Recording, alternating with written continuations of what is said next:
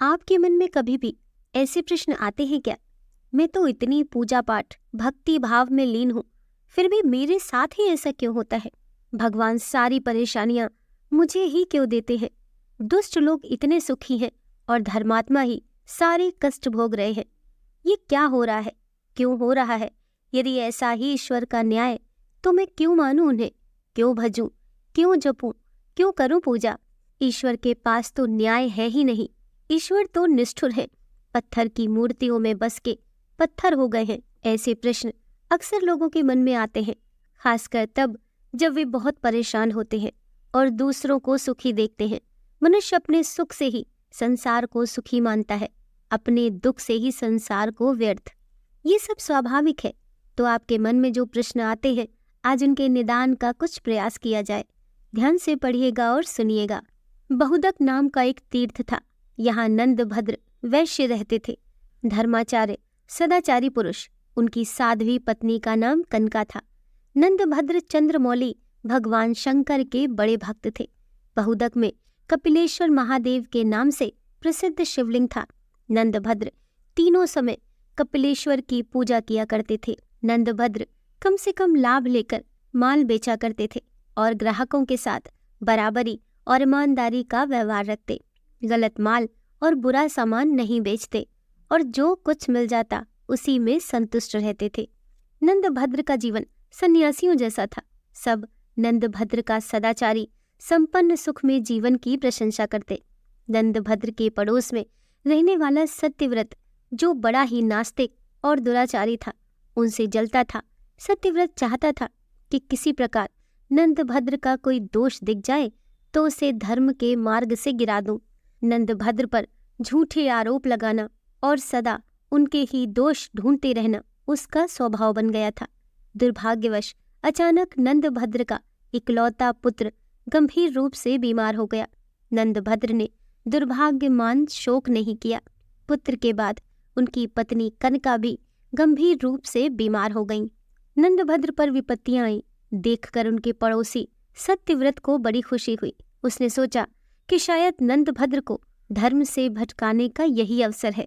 उसने नंदभद्र को सांत्वना देने का ढोंग करते हुए कहा, तुम्हारे जैसे धर्मात्मा को ये दुख उठाना पड़ रहा है। लगता है कि धर्म कर्म सब ढकोसला है। कई बार सोचा कि मैं तुमसे कहूँ, पर संकोचवश कहा नहीं। दिन में 3 बार पूजा स्तुति सब व्यर्थ है। भैया नंदभद्र, धर्म के नाम पर क्यों इतना कष्ट उठाते हो? जब से तुम इस पत्थर पूजन में लगे हो, तब से कोई अच्छा फल तो मिला नहीं। इकलौता पुत्र और पत्नी दोनों बीमार हैं। भगवान होते तो क्या ऐसा फल देते? पुण्य और पाप सब कुछ कल्पना है नंदभद्र। तुम्हें तो मेरी यही सलाह होगी कि झूठे धर्म को छोड़ आनंद पूर्वक खाओ पियो और भोगो, यही सत्य है। सत्यव्रत की बातों का नंदभद्र पर कोई प्रभाव न पड़ा। वे बोले, सत्यव्रत जी, आप अपने आप को ही धोखा दे रहे हैं। क्या पापियों पर दुख नहीं आते? क्या उनके पुत्र स्त्री बीमार नहीं होते? जब सज्जन दुखी होता है तो लोग सहानुभूति जताते हैं, पर दुराचारी के दुख पर कोई सहानुभूति नहीं दिखाता। अतः धर्म पालन करने वाला ही ठीक है। अंधा सूर्य को नहीं जानता, पर सूर्य तो है। ईश्वर के बिना संसार का संचालन नहीं हो सकता। सत्यव्रत ने उसे टोक कर पूछा, देवता हैं तो दिखाई क्यों नहीं देते? नंदभद्र ने कहा, देवता आपके पास आकर याचना नहीं करेंगे कि आप हमें मानिए। बातचीत बहस में बदलने लगी। नंदभद्र अधिक विवाद नहीं चाहते थे, उठकर चले गए। पर उनके मन में ये विचार आया कि भगवान सदाशिव का साक्षात दर्शन करके पूछूं, आपके बनाए हुए संसार में सुख दुख जन्म मरण आदि क्लेश क्यों है? ये दोष रहित क्यों नहीं है? नंदभद्र शिव मंदिर आए। कपिलेश्वर लिंग की पूजा, भगवान के आगमन की प्रतीक्षा करने लगे। सोच लिया कि जब तक भोलेनाथ दर्शन नहीं देंगे तब तक मैं ऐसे ही खड़ा रहूंगा। लगातार 3 दिन और 3 रात नंदभद्र वैसे ही खड़े रहे। चौथे दिन एक बालक उस मंदिर में आया। वह गलित कुष्ठ का रोगी भयानक पीड़ा से करहा रहा था। उसने नंदभद्र से पूछा, आप इतने सुंदर एवं स्वस्थ हैं, फिर भी आप दुखी क्यों लग रहे हैं? नंदभद्र ने अपना संकल्प उसे बताया। बालक ने कहा, अनचाहे का मिलना और मन चाहे का बिछड़ना, इससे मानसिक कष्ट होता है। रोग और परिश्रम से शरीर को कष्ट होता है। मानसिक कष्ट से शारीरिक होता है, और यदि शरीर में कष्ट हो तो मानसिक कष्ट होना स्वाभाविक ही है। दोनों एक दूसरे के साथ जुड़े हुए हैं, फिर क्या किया जाए? नंदभद्र ने पूछा। बंधुवर, औषधि से शारीरिक कष्ट दूर होते हैं, पर मानसिक कष्ट तो ज्ञान से ही दूर होता है। मस्तिष्क को यदि ज्ञान की सही खुराक दी जाए तो वह कष्ट मुक्त हो जाता है। बालक से ज्ञान भरी बात सुनकर नंदभद्र ने फिर पूछा। ज्ञानी बालक, आपकी बात से सहमत हूँ, पर एक प्रश्न है। इस लोक में पापी मनुष्य भी इतने धनी और सुखी क्यों होते हैं, जबकि उन्हें तो उनके कर्मों के कारण कष्ट में होना चाहिए था? भगवान के विधान में ये दोष क्यों? बालक ने कहा, सुख और दुख किसे कहते हैं, ये समझ का फेर है। मैं आपको थोड़ा विस्तार से बताता हूँ। संसार में 4 प्रकार के लोग हैं। पहले वे जिनके लिए इस लोक में तो सारे सुख सुलभ हैं, धन दौलत, सत्ता, प्रभाव, बाहुबल, सब कुछ, परंतु परलोक में उन्हें कुछ भी प्राप्त नहीं होता। उनके पूर्व जन्मों के जो पुण्य शेष हैं उसे वे इस लोक में भोग रहे हैं, लेकिन वे नए पुण्य नहीं कमाते।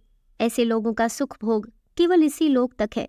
अगले जन्म के लिए वे कुछ शेष छोड़कर नहीं जा रहे हैं, तो उनका अगला जन्म बिल्कुल उसी रूप में होगा जिसे देखकर आज वे कांपने लगे। दूसरे वे लोग जिनके लिए परलोक में सुख का भोग सुलभ है, परंतु इस लोक में नहीं, क्योंकि उनके पिछले जन्म के संचित पुण्य है ही नहीं, और वे तपस्या करके नए पुण्य कमाते हैं, उससे परलोक में सुख का भोग प्राप्त होगा। तपस्या से अर्थ केवल देव साधना ही नहीं होता, कर्म साधना भी तप है। उचित कर्म किसी भी तप से कम नहीं, क्योंकि इस संसार में रहते हुए सही मार्ग पर चलना कठोर साधना से ज्यादा कठिन है। तीसरे वे लोग हैं जिनके लिए इस लोक में भी और परलोक में भी सुख भोग मिलता है, क्योंकि उसका पहले का किया हुआ पुण्य भी विद्यमान है, और इस लोक में आकर भी वे उत्तम मार्ग का अनुसरण करते हुए तप कर्म से नए पुण्य बनाते रहते हैं। ऐसे लोग बहुत कम होते हैं। और चौथे वे जिनके लिए ना तो इस लोक में सुख है और ना ही परलोक में, क्योंकि उनके पास पहले का कोई पुण्य संचित तो है ही नहीं, और इस लोक में भी वे पुण्य कमा नहीं रहे। ऐसे नीच जनों को धिक्कार है।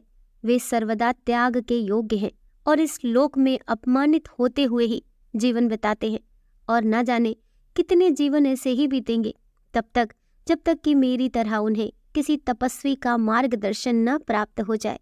इसीलिए हे वैश्यवर, आप अपने पड़ोसियों मित्रों द्वारा कही बात को मन में रखो ही नहीं। उन्हें तो अपने कान में भी प्रवेश न करने दो। आप इस जन्म में भगवान सदाशिव के भजन में लग जाएं, जिससे आप जन्म के बंधन से ही मुक्त हो सकते हैं। एक छोटे बालक के मुख से ऐसी ज्ञानमयी और रहस्यपूर्ण बातें सुनकर नंदभद्र बड़े प्रसन्न हुए। उनका सारा भ्रम, सारी शंका का निवारण हो चुका था। उन्होंने चकित होकर पूछा, आप कौन हैं? अपना परिचय दें। आप यहाँ कैसे पधारे हैं? आपने मेरे सब संदेहों को दूर कर दिया। इतनी कम आयु में इतना ज्ञान आपको कैसे सुलभ हुआ? बालक ने कहा, पूर्व जन्म में मैं अहंकारी, पाखंडी, व्यभिचार था, जिसके चलते मैं वर्षों से नीच योनियों में भटकता रहा। भगवान व्यास देव की ऐसी कृपा कि वे हर योनि में मुझे मुक्ति मार्ग बता देते हैं। उन्होंने ही मुझे आपके पास भेजा है। अब मैं 7 दिन के बाद इसी तीर्थ में मरूंगा। आप मेरा अंतिम संस्कार कर दीजिएगा। वैश्यवर, ज्ञान का आयु से कोई संबंध नहीं है। ईश्वर को जिसे ज्ञान प्रदान करना होता है, जिसे माध्यम बनाकर उसे अपने भक्तों को जागृत करना होता है, उसे चुन लेते हैं। वे कोई भी हो सकता है, मेरे जैसा कुष्ठ पीड़ित जीव भी। अतः सहज भाव से स्वीकार करना चाहिए, और ज्ञान जिससे भी मिले उसके प्रति विनीत रहना चाहिए। ऐसा करने से ईश्वर सदा आपको ज्ञानवान बनाए रखते हैं, किसी न किसी को भेजते रहते हैं। इतना बताकर उस बालक ने सूर्य मंत्र का जप करना आरंभ किया। कुष्ठ के निवारण के लिए सूर्य मंत्र का जप ही किया जाता है। भगवान श्री कृष्ण के पुत्र सांब ने भी सूर्य की उपासना से कोढ़ से मुक्ति पाई थी। 7वें दिन उस बालक ने अपने प्राण त्याग दिए।